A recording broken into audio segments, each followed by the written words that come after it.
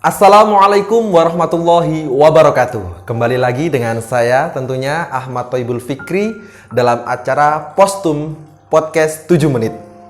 Dalam kesempatan kali ini kita akan berbincang-bincang mengenai seorang pemuda yang begitu menarik. Temanya yaitu seorang pemuda, bagaimana caranya seorang pemuda ini untuk bisa memajukan bangsa. Mengingat pemuda itu adalah aset suatu bangsa dan pemuda itu adalah pemimpin di masa depan. Tentunya dalam kesempatan kali ini saya tidak sendirian, saya ditemani oleh rekan saya. Halo, Assalamualaikum Mas Teddy Winarno. Waalaikumsalam Mas Fikri. Mas Teddy Winarno ini adalah seorang santri sekaligus mahasiswa yang dulu juga mendapatkan penghargaan, begitu ya?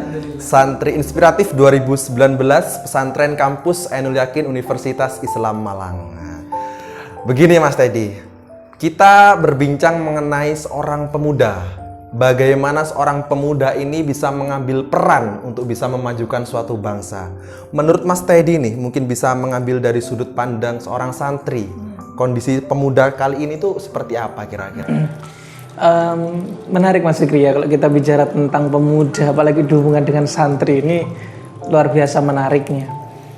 Saya punya analogi Mas Fikri untuk menganalogikan kondisi sekarang ini. Mas Fikri, kita punya 2 gelas nih. Tengah malam kita tiba-tiba haus, dahaga.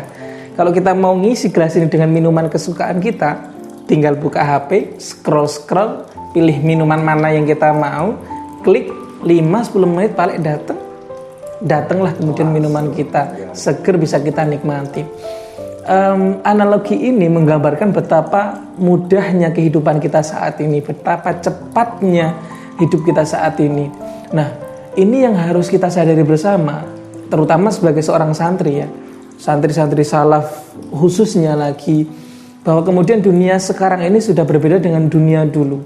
Maka ketika masih ada berkembang pemikiran bahwa santri sekarang sama santri dulu itu beda, santri dulu itu tirakatnya luar biasa, ngajinya siang malam pagi sore, sampai kemudian mondok itu harus kerja dan lain sebagainya, sementara santri sekarang itu tidur kasuran, makan tinggal ambil, kiriman tinggal nunggu. Karena memang menurut saya zamannya memang berbeda. Kalau dulu adalah tantangannya bagaimana orang mendapatkan pendidikan, tapi sekarang bukan demikian. Sekarang ini zaman serba cepat, maka oleh sebab itu pemuda kita memang harus open minded. Pemuda kita harus membuka pemikiran seluas-luasnya. Tidak boleh kemudian kita dikucilkan di dalam pondok pesantren saja Mas Fikri. Baik, mungkin kita kurang open minded seperti itu ya, terlalu menikmati perkembangan yang ada di Indonesia tentunya. Mungkin menurut Mas Teddy langkah-langkahnya mungkin apa seorang santri ataupun pemuda di situ untuk supaya bisa mengambil peran dan untuk bisa mengubah mindsetnya mungkin ya, untuk bisa open minded seperti itu kan bisa. Sekarang itu apalagi seorang santri yang katanya mungkin sekarang santri modern, tidur di kasur dan sebagainya, itu untuk merubah itu mungkin menurut Mas Teddy bagaimana itu? Yang paling penting adalah open minded dulu. Open minded dulu. Santri harus ketemu dulu passionnya ada di mana. Jangan sampai kemudian sekali lagi jangan sampai kemudian kita dikucilkan dengan pemikiran-pemikiran hanya di pesantren saja. Ketemu passionmu dulu. Misal passionmu ada di politik atau di ekonomi atau di digital atau di teknologi dan lain sebagainya. Geluti itu, nikmati itu. Karena orang kalau sudah masuk ke passionnya maka dia akan menikmati itu. Itu yang pertama, open minded dulu. Kita harus open bener-bener pemikiran kita bahwa dunia sekarang sudah terbuka lebar. Yang kedua, saya kira pendidikan pesantren saat ini sudah luar biasa. Pondok-pondok pesantren sudah mulai membuka pendidikan formal yang menuju ke ahlian-ahlian tertentu. Ini juga tanpa disadari adalah itikat baik pesantren untuk membuka santrinya bisa berkemampuan seluas-luasnya. Nah, tentunya. Yang ketiga Mas Fikri, jadilah ahli di bidangmu masing-masing. Maksudnya apa? Kalau kemudian kamu ingin jadi bupati, jadilah bupati yang serius. Kalau kamu ingin jadi usahawan wira swasta, jadilah wira swasta yang bagus. Bayangkan Mas Fik, sekarang jumlah santri di Indonesia ini ada sekitar 15 juta lebih. Ambillah, kemudian ini kita hubungkan dengan negara maju kita ya. Cita-cita kita untuk menjadi negara yang maju dan berkembang. Untuk menjadi negara maju, tingkat wirausahawan atau pengusaha itu harus ada di angka 14% dari jumlah penduduk negaranya. Sementara kita masih ada di angka 3,1%. Singapura, negara maju, itu ada di angka 7%. Nah, bayangkan kalau kemudian dari jumlah 15 juta itu diambil setengahnya saja 7,5 juta, maka akan menambah nilai angka pengusaha kita menuju 6,5%.